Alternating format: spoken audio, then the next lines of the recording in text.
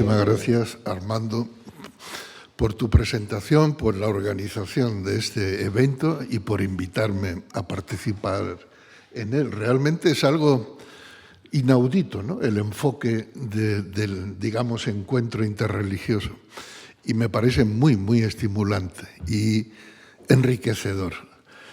Aunque yo no sé si en 10 o 15 minutos voy a tener tiempo, que no lo voy a tener, de expresar todo lo que las tradiciones no budistas o no zen me han aportado.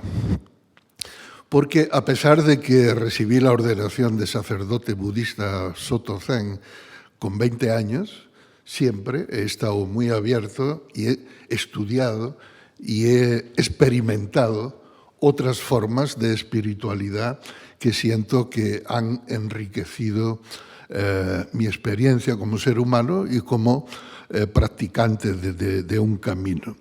No sé si motivado por la envidia. La envidia me parece una palabra un poco fuerte, ¿no? No sé si es realmente eso, porque originalmente envidia viene del latín invidia, que tiene que ver con invedere, que quiere decir echar un mal de ojo a otro.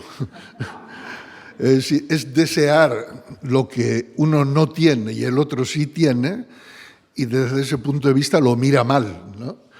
No creo que sea la palabra adecuada para expresar la admiración que nos puede causar los logros, las virtudes y los valores que podemos encontrar en otras tradiciones.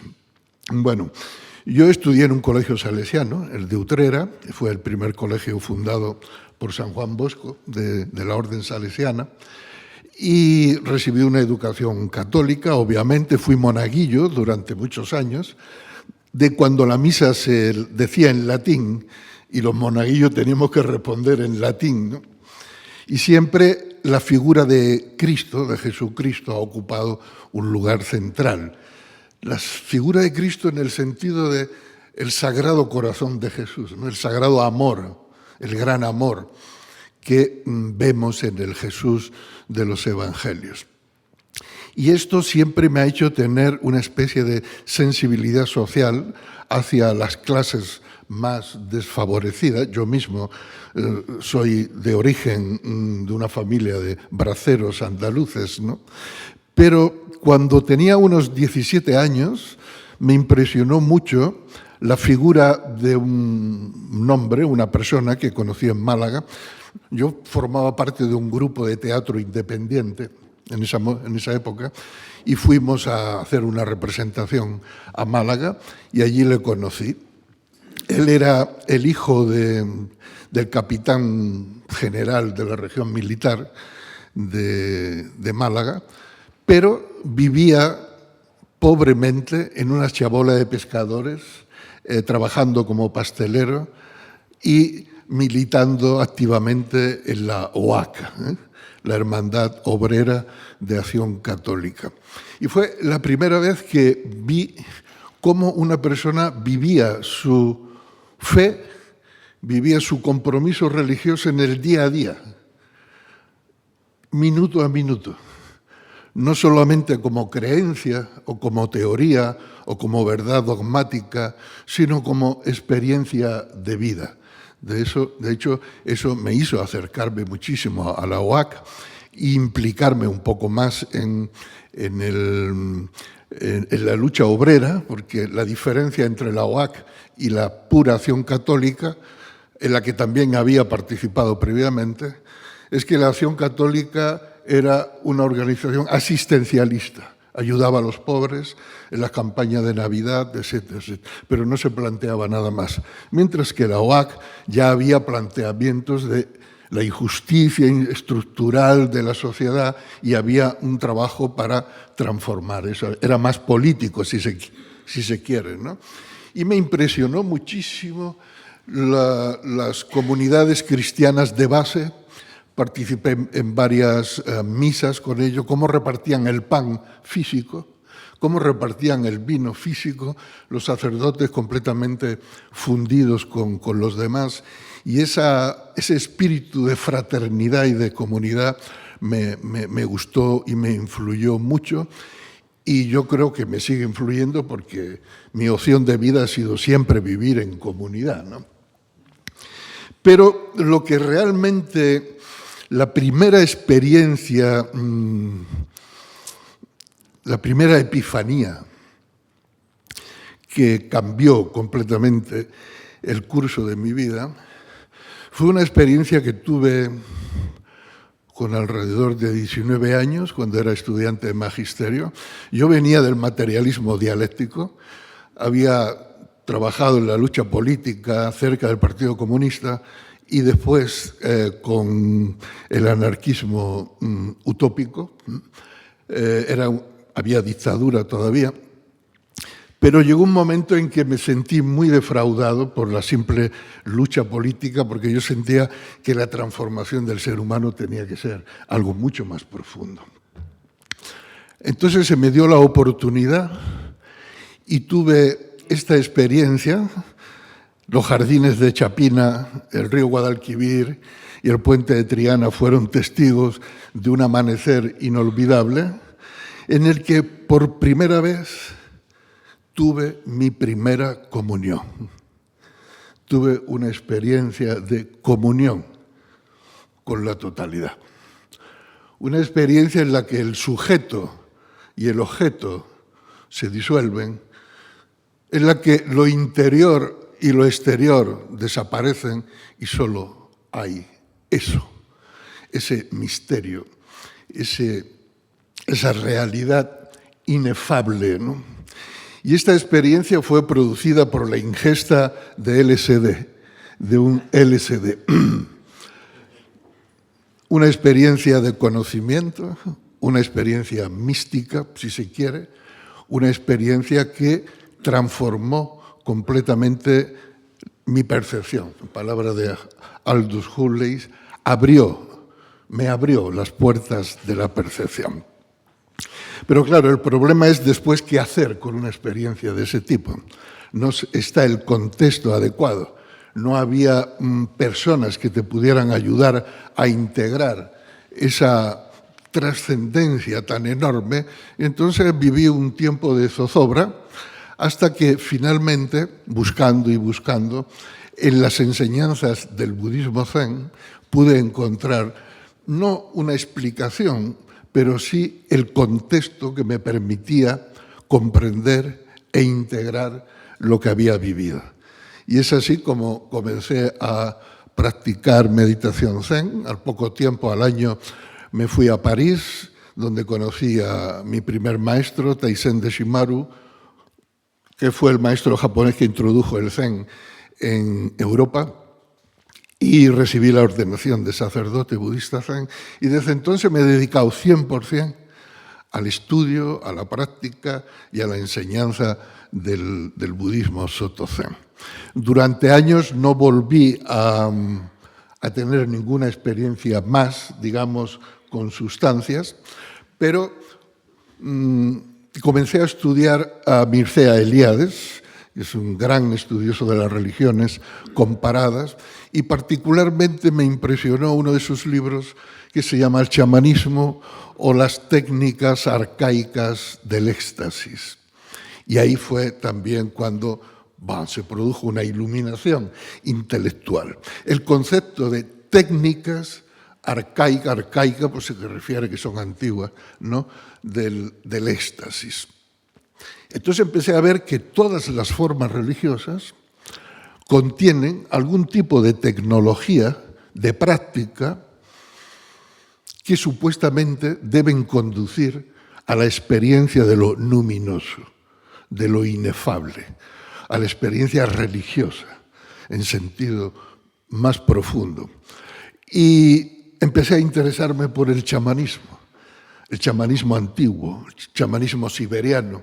Me di cuenta que el chamanismo seguía vivo en Manchuria, seguía vivo en Rusia, en la URSS también, seguía vivo en México, seguía vivo en América del Sur, y que la vía chamánica utilizaba distintas técnicas para acceder a ese estado de comunión con la totalidad, de unidad con la vida, que al fin y al cabo es la esencia de toda experiencia religiosa, sea la tradición que sea.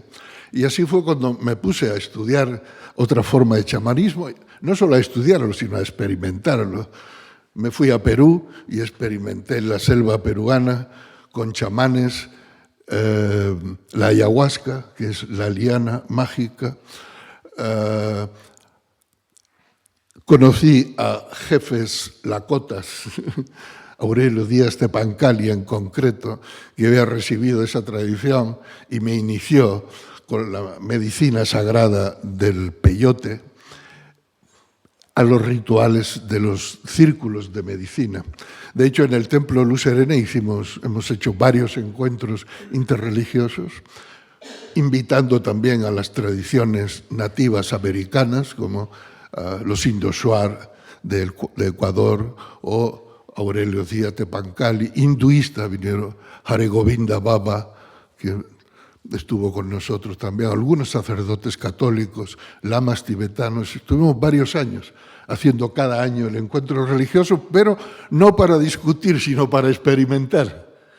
Y cuando el sacerdote católico hacía la misa, todos entrábamos en la misa y experimentábamos el misterio de la misa. Y cuando el lama tibetano hacía una puya, una ceremonia, una meditación, todos entrábamos en eso. Y cuando administraban el peyote, todos experimentábamos la medicina del peyote. Y entonces fue un acercamiento a través de la experiencia mutua y del corazón. Así que mi experiencia actual le debe mucho a las tradiciones chamánicas actuales y al uso de los enteógenos, que se llaman, porque algunos le llaman drogas, ¿no? Pero en realidad son enteógenos, del griego Dios en el interior. ¿Qué quiere decir? Son enteógenos porque revelan la divinidad, revelan el misterio supremo que hay en el corazón y en el alma de cada ser humano.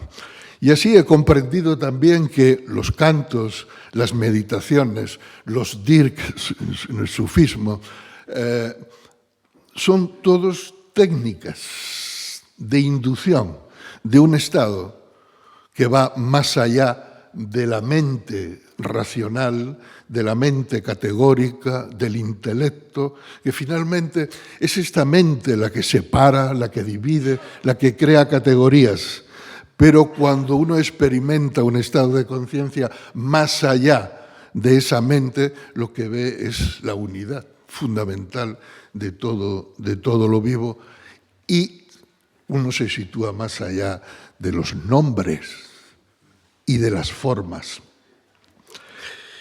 Así, todo esto a mí me ha ayudado muchísimo porque me ha hecho ver que la meditación Zen, que es básicamente lo que practicamos en el Zen, es también una tecnología muy desarrollada de inducción del estado suprarracional, por decirlo así. Nosotros le llamamos samadhi.